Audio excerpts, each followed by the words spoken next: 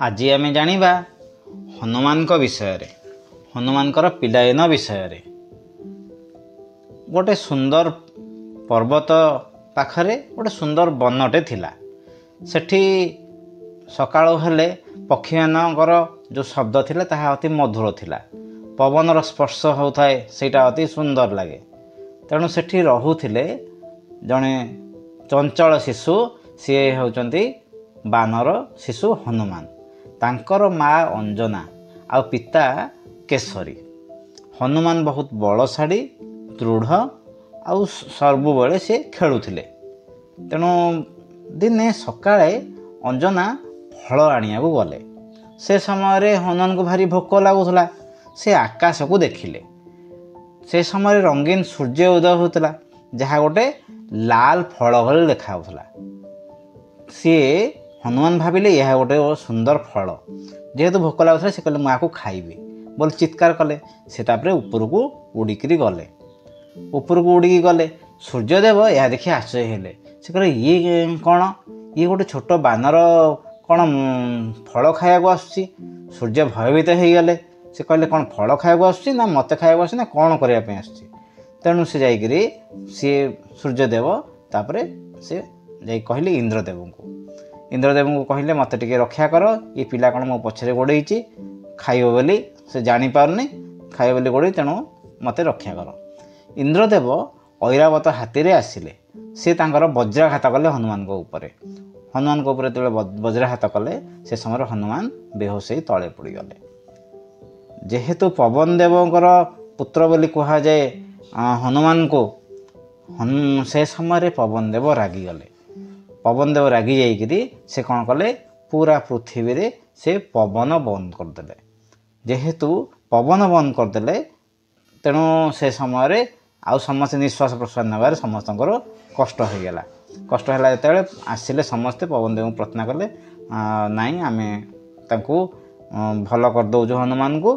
तमे पवन केमती बहु पवन बहिला हनुमान को भल करागला। से समय ब्रह्मा आसिक आशीर्वाद देले हनुमान को जे तू सर्वदा बलशाली होकरी रहिबु। आउ गोटे कथा हनुमान विषय ने। हनुमान थरटे बानर सांग मानू नहीं खेलुले। हठात एक भयंकर राक्षस ता ना है ताड़का। सी आसला आसिक समान सब प्राणी मानू खाइबा आरंभ कला।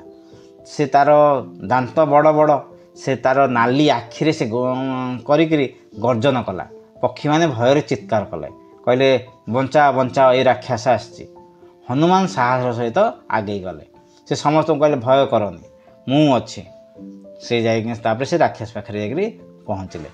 ताड़का राक्षस हनुमान को देखिक कहला अरे छोट बानर तू गोटे मोर कौन करू एडू जा पलई जा।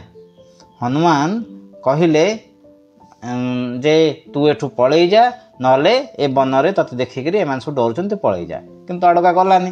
तापर से गोटे गछ को ओपाड़ी ताड़का उपरे फोपाड़ देला। ताड़का उपरे जो फोपाड़ देले ताड़का तले पड़गला। कहला तू ए वन छाड़ी चली जा ना ते मारिदेवी। तेणु से वन छाड़ी पलई गला। यह देखिक सब प्राणी मैंने खुशी होकर नाचिले हनुमान को प्रशंसा कले। आउ दिने बणरे बड़ गोटे मृग राजा आसिला। ता शरीर में पक्षी मैंने अटक रहिले। मृग राजा कहला हनु हे हनुमान मो शरीर पक्षी मान को मुक्त कर। हनुमान चतुर पक्षी मान को धरी से मुक्त करदेला। पक्षी मैंने खुशी रे कहले धन्यवाद हनुमान तू आमर रक्षक। यह देखी जो मृग राजा जो थिला मृग राजा देहरु सब कढ़ा होगा। सब पक्षी मैंने को बाहर करदे हनुमान। से जहाँ कहले कथा पक्षी मैंने शुणुले। तापर जो शुणुले से धन्यवाद जनइले मृग राजा धन्यवाद जन। तेणु एथर आम शिक्षा मिले जे हनुमान केवल बलशाली नथिले से दयालु आउ से समस्त को साहाय्य करुले। तेणु आम हनुमान जीवन रू एतिकी शिखिबा साहस दया धैर्य एसबू जदि मनीष पाखे थाए ताहले मनीष जेते बाधा विघ्न आसे ताकू दूर कर दिए। जय सीताराम।